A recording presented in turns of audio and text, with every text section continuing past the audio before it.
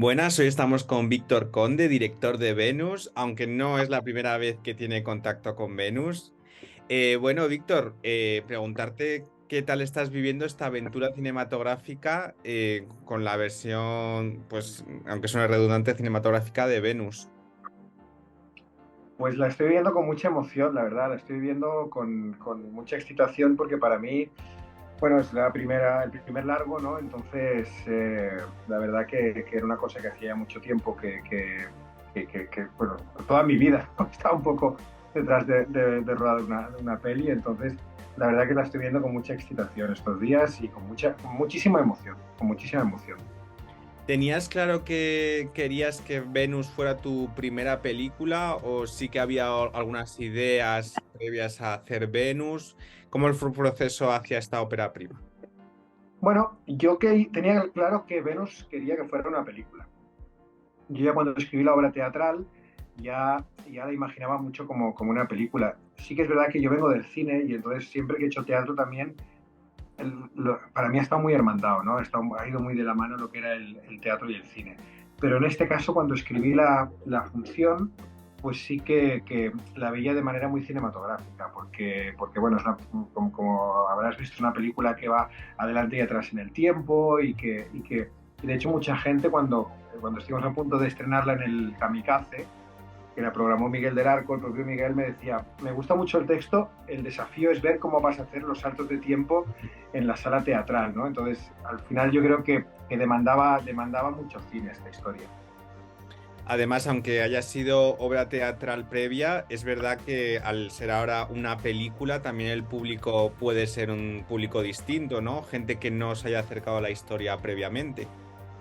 Sí, muchísima más. De hecho, claro, al final el número de personas que la vieron en teatro fue limitado. Estuvo 2 temporadas, estuvo en el Teatro Kamikaze en el Pavón, en el Ambigu, pero era el Ambigu, que era una sala de 84 localidades. Luego ya estuvo en la sala verde del canal, que ahí tenía pues 300 y pico las que tiene el canal. Pero quieras que no, la gente que la vio, además fue esto en el año 17 y 18, fue cuando se hizo. Entonces, la gente que la vio fue la gente que la vio, pero no la ha vuelto a ver nadie más. Entonces, hay un público muy amplio y sobre todo de toda España, ¿no? Porque al final la función solo se representó en Madrid. Entonces, la verdad es que pues ahora puede llegar a muchísima más gente y creo que el cine está ayudando mucho a esta historia, creo que está ya llegando de una manera más natural. Bueno, es un reencuentro, digamos, vemos ese viaje en el tiempo de finales de los 60 a los 70. ¿Cómo te llega a ti esa inspiración para tener a estos cinco personajes que nos hacen vivir esta nostalgia? Bueno, la primera vez que yo pienso en esta historia fue cuando yo me quedo a dormir hace años en un hotel que tenía que ver con mi infancia y con mi familia, ese hotel, bueno, por cosas familiares, ¿no? Y entonces, pues, allí aquella noche, pues se me empiezan a ocurrir cosas que tienen mucho que ver con la historia de los encuentros a través del tiempo que plantea la película, ¿no? Luego, al final, cuando tú escribes sobre algo, siempre escribes primero sobre los temas que te interesan, que en este caso pues yo creo que debería ser pues el tiempo, el destino, esos tiempos esos temas que están muy presentes en la mayor parte de la obra que yo trabajo y luego pues en experiencias propias. A mí me gusta mucho no es que me guste mucho, pero me sale escribir cosas que de alguna forma o me han pasado o he visto cercanas, ¿no? Entonces no deja de ser al final un conglomerado de historias personales y de inquietudes personales. Es verdad que vemos, digamos, distintas relaciones entre los personajes. ¿Fue complicado armar, digamos, esta tela de araña que se forma en el Café Lumière? Fue un poco complejo porque realmente hay como una especie de fórmula muy matemática de cómo van. De hecho, José María Aragonés, que es uno de los productores de la película, dijo, me he hecho una plantilla de todos los tiempos, cómo transcurren en Venus, y realmente hay un trabajo ahí. Dice, me cuadra todo, ¿eh? Pero me he tenido que hacer una plantilla de arriba abajo. Y sí que es verdad que yo tuve que hacerla también para escribir la función. Tengo una foto, de hecho, donde tengo una mesa, un escritorio, con todos los tiempos y cada tiempo en un color para que yo mismo pudiera ver la interrelación y cómo iba y cómo encajaban las fichas, ¿no?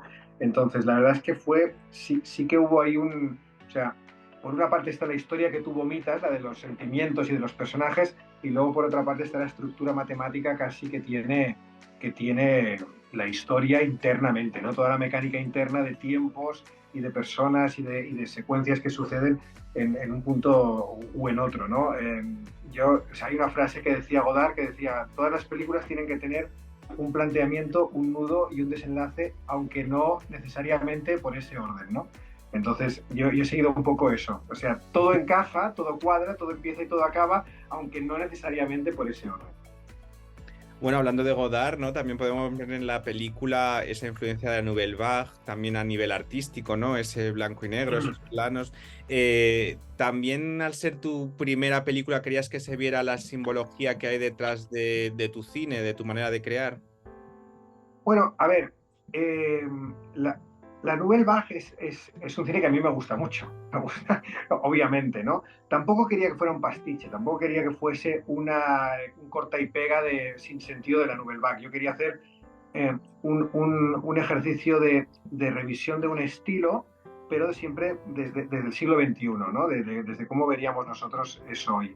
A mí me ha ayudado mucho a la hora de narrar esta historia el enfocarme un poco quizás en todo ese cine francés de los años 60, porque la historia en sí ya respira eso, ¿no? La historia de los amores cruzados en la cafetería ya respira esa cosa francesada y sesentera, que a mí me interesaba mucho, me interesaba huir del teléfono móvil, me interesaba huir de cosas que me distrajeran de la historia, ¿no? Yo quería hacer algo un poco romántico, al final quería hacer una especie de cuento de hadas, pero en lugar de estar en un país digamos, de fantasía, está situado en una especie de tiempo entre los años 60, 70, que me sirve como decorado, ¿no?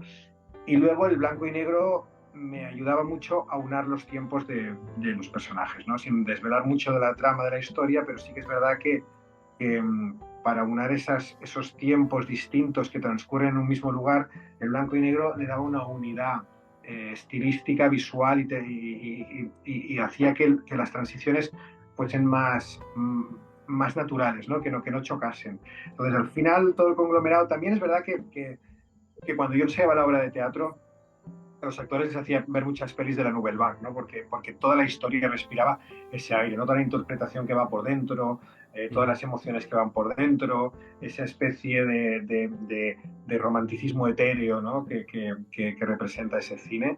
Entonces, sí que es verdad pues, que he bebido mucho de eso y todo eso pues, sale reflejado en la película, pero ya te digo, siempre queríamos que fuese con Paul Turrens, que es nuestro director de foto, que es maravilloso. eh, Hicimos mucho trabajo de documentación y de búsqueda y de darle un sentido a todo eso. No queríamos que fuera blanco y negro porque sí, porque nos gusta la Nouvelle Vague y tal, sino que queríamos que tuviese un sentido no solo estético, sino dramático también. Bueno, a mí me encanta que lo digas, porque es verdad que a veces se escogen estos estilos artísticos, pues por solamente un significado artístico, y aquí se ve que también tiene pues un propio simbolismo de los tiempos, ¿no? De poder hacerlos. ¿La música también era importante que tuviera un sentido dramático en la historia? Absolutamente. Yo no puedo entender la música del cine sin que suceda eso, ¿no? Por ejemplo, hay un ejemplo, bueno, hay mil ejemplos, ¿no? Pero hay un ejemplo que me fascina, que es en El Padrino 2, cuando Michael Corleone, después de haber estado muchos años sin hablarse con Fredo, con su hermano, el día que muere su madre, están ahí en el velatorio y entonces él tiene enfrentamientos encontrados, ¿no? Tiene sentimientos encontrados con ir al velatorio a ver a Fredo, que está allí, Fredo no se quiere ir hasta que venga Michael, ¿no? Y entonces hay un momento en el que él va avanzando hacia el velatorio y la música de Nino Rota transita por distintas emociones. El amor y la muerte, el amor y la muerte, el amor y la muerte, ¿no? Que acaba ganando la muerte. Entonces, a mí ese tipo de lenguaje que no se ve, pero que sí que se siente como espectador, me interesaba muchísimo. Y ahí tengo que decir que Alfonso Casado, que es el compositor, ha hecho una virguería de banda sonora, ha hecho una banda sonora que te remueve las tripas igual que va en conjunto, ¿no? Con la historia que contamos. Y precisamente ayer Alfonso me envió todos los másters porque ahora va a salir publicada la banda sonora en Spotify y tal. y la volví a escuchar entera y no dejé de emocionarme porque hay un trabajo dramático dentro de la banda sonora de Alfonso, que tengo que decir además que es una banda sonora. Alfonso es el director musical en Londres de Los Miserables, del Fantasma de la Ópera, de Miss Saigon, del concierto de Sondheim, o sea, de todos estos grandes espectáculos.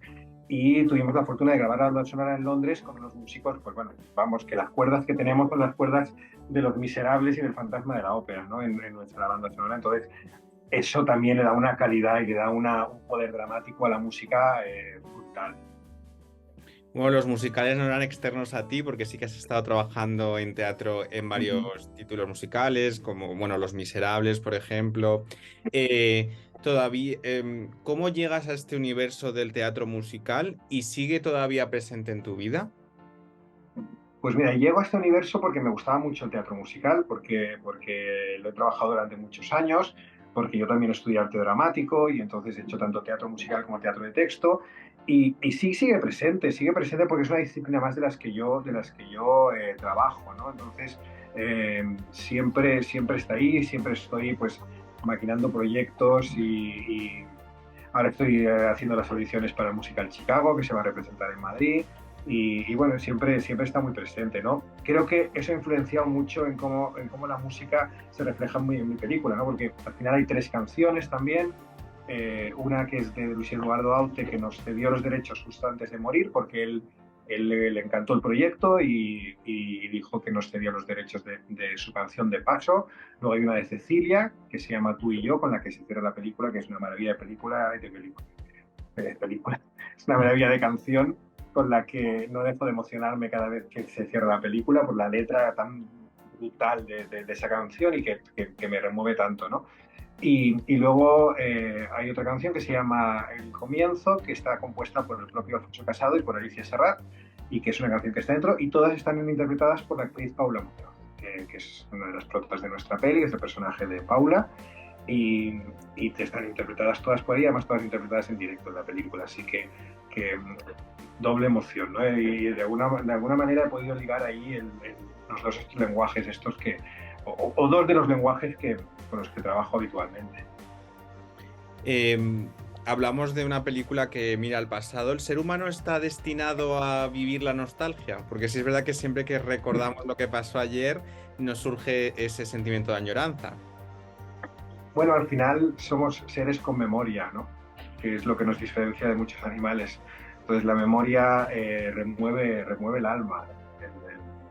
Y los recuerdos, las vivencias, las cosas que hemos pasado con personas o en situaciones de la vida, pues se quedan ahí, ¿no? Y de alguna forma lo que hace Venus es viajar adelante y atrás en el tiempo para revivir esos encuentros de esas personas y para poder entender qué hubiera pasado si hubiéramos actuado de una manera, de otra manera, qué hubiera pasado si de alguna forma hubiéramos dicho cosas que no dijimos en su momento o que no hicimos en su momento, ¿no? Entonces, yo creo que sí, que la memoria está condenada a perseguirnos. ¿Tú has vivido algún reencuentro como los que se producen en Venus, que tengan esa carga emocional fuerte? Bueno, yo creo que todos en la vida vivimos reencuentros, aunque realmente yo creo que Venus es una fantasía, Venus es un cuento de hadas. Venus es siempre digo que Venus es como le gustaría que fuera el amor a su autor, aunque normalmente en la vida real no lo es, ¿no? Hay un momento en la película, si lo has visto, que hay una chica que se planta delante de un cartel de una película y entonces decide si dar la vuelta o no dar la vuelta y ahí creo que está la vida, ¿no? Al autor le gustaría que siempre diésemos la vuelta, aunque a veces lo normal es que paremos y sigamos el camino. Bueno, ahora en esta versión cinematográfica ha recibido una buena recepción por parte del público, por parte de la crítica, que ya partía de un buen resultado en la versión teatral. ¿Cómo te has sentido recibir estos comentarios? Pues mira, muy emocionado, la verdad, muy emocionado por la respuesta del público, que estamos haciendo muchas presentaciones, la gente se espera después de las presentaciones para hablar con nosotros después de ver la película, ¿no? Y ostras, están diciendo cosas muy, muy, muy bonitas y me está escribiendo gente también tanto que conozco como que no conozco de nada, que están viendo una película en Valencia o en Barcelona o donde sea, ¿no? Y me están diciendo cosas muy, muy bonitas. Y la verdad es que sí que es verdad que la obra de teatro tuvo muy buenas críticas, pero lo que está pasando con la película, pues nos está superando todos un poco, ¿no? De repente todas estas cosas tan buenas y sobre todo lo que estoy viendo es que se está entendiendo muy bien la película. Que se está entendiendo no solo la trama de la película, que podía parecer a veces un poco compleja, pero sí que se está entendiendo muy bien el lenguaje, el porqué del lenguaje. Nos están subrayando cosas, eh, se está entendiendo muy bien el juego de esta especie de nouvelle vague contemporánea que estamos haciendo y se está destacando y la verdad es que estoy muy contento porque, ostras, ha sido un trabajo muy, muy exhaustivo, muy de cirujano y entonces el ver que eso se está entendiendo, está llegando, se está abrazando, pues la verdad es que tanto a mí como a todo el equipo nos está haciendo pues muy felices. También es verdad que estamos cada vez viendo más películas que vienen del teatro, adaptaciones de obras de teatro. ¿Por qué crees que está sucediendo así? Porque es verdad que en el pasado a lo mejor no se veían tantas adaptaciones, en concreto en Mm. España. Bueno, yo creo que es un puente que es fácil, ¿no? O sea, cuando ya tienes un texto hecho con los personajes construidos y además normalmente las localizaciones están muy, muy reducidas, ¿no? Entonces, Venus en la obra original pasa todo en el interior del café. Mm. La película tiene otros lugares, pero el 80% pasa en el café, en realidad. Yo tampoco quería que, porque es cine ahora, voy a inventarme exteriores sin ton ni son, ¿no? Entonces, la verdad es que es un puente fácil. A mí me ha sido muy fácil el tránsito porque era mi propia función de teatro y por eso, porque hay unos personajes que además no acostumbran a ser demasiados personajes, son unas localizaciones contenidas, la historia ya la has probado, y sabes si funciona o no funciona. Yo en mi caso había probado Venus en 2 teatros y sabía que funcionaba la historia. Entonces, es fácil. También es verdad bueno, que es muy fácil empezar por ahí, ¿no? O sea, muy fácil, es más fácil empezar por ahí. Ya tengo otro guión escrito con el mismo guionista con el que me echó un cable en Venus, pero esta vez Carlos J. Marín y yo hemos escrito ya otro guión que se llama Días del Futuro y con el que esperamos rodar pues nuestra segunda peli juntos, pero ya es un guión directamente para cine, ¿no? Pero sí que es verdad que era salir del teatro y entrar en lo que era el rodaje, pues era era un puente bastante natural para nosotros. Días del futuro, segunda próxima película, posiblemente. Ahora viajas hacia adelante, digamos. Bueno, en realidad el título puede tener trampa, pero el viaje Días del Futuro es un viaje hacia el presente, yo creo. Es un viaje hacia el presente. Y no puedo decir mucho más que eso.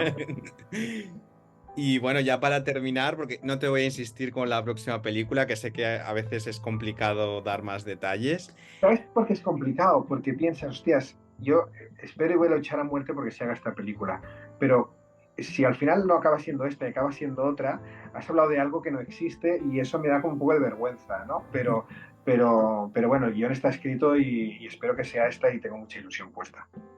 Bueno, yo también lo espero. Yo espero que volvamos a hablar cuando se estrene esa Mm, película, que eso significará que se ha estrenado. exactamente. Y ya para terminar, en vez de preguntarte por qué deberíamos ver Venus, te quería Mm. preguntar qué escena te gustaría destacar de la película, por la razón que sea, si es por algo personal, por algo artístico. Bueno, hay una secuencia de la película donde Mario, el fotógrafo, y Paula em, tienen una sesión de fotos en la que para mí eso representa todo lo que quería yo contar con esta película y lo que quería hacer, ¿no? Por una parte está la historia de amor de la que dos personajes no pueden escapar, aunque intentan escapar de esa historia de amor, pero la vida no les deja escapar, el sentimiento es más fuerte que eso, ¿no? Y la música de Alfonso, que versiona un tema de Brahms, también tiene mucho protagonismo. Es una versión de Brahms que ya hizo Jane Birkin, que es una de nuestros referentes a la hora de plantear esta película, que se llamaba Baby Alone in Babylon, que yo tuve la fortuna de ver en concierto hace unos años aquí en Madrid a Jane Birkin y cuando escuché esa canción, pues me vino toda esta escena de Venus, ¿no? Y luego artísticamente también es una secuencia que está está planteada de una manera que a mí me interesa mucho, ¿no? Una manera de cómo narrar cine en la que se mezclan varios lenguajes, no solo el cine, sino la fotografía, que contamos con unas fotografías de la fotógrafa Lucía Delgado, que ha hecho un trabajo artístico brutal en la película, ¿no? También desde el planteamiento de la película, desde antes de rodarlo, todo su mundo y su imagen nos ayudó mucho, y sus fotografías están plasmadas ahí en la película. Entonces, ahí se juntan todo para mí una serie de emociones muy fuertes en esa secuencia, y es una secuencia que no me canso de ver. Pues muchísimas gracias, Víctor. La verdad que darte la enhorabuena porque lo que comentas de la película, no solamente el texto, sino el cuidado que tienes con lo artístico, a mí me parece fundamental. O sea, yo como amante del cine, me gustó mucho esos detalles que muchas veces no se ven en cine, así que enhorabuena. Muchísimas gracias porque es una película que se ha hecho con mucho amor, con mucho cariño, no solo por mí que me he volcado, sino por todo el equipo artístico que hay detrás de esta película, por los productores, por todo el equipo artístico, y por todo el equipo de rodaje, ¿no? Ha sido una película que se ha hecho contra viento y marea y por el amor de hacer cine, ¿no? Entonces, lo que sí que teníamos claro es que si hacíamos esta peli, la íbamos a hacer lo mejor que pudiésemos y con todo y poniéndolo y dándolo todo, ¿no? Ahí está el resultado. Creo que está llegando el resultado, creo que la gente la está abrazando, y bueno, estamos muy felices con esta película, la verdad. Pues totalmente. Además, seguimos animando a que sigan abrazando Venus y nada, desearte suerte con esa segunda película, sea cual sea, y muchísimas gracias por la entrevista. Muchísimas gracias a ti y nada, ha sido una charla estupenda, gracias.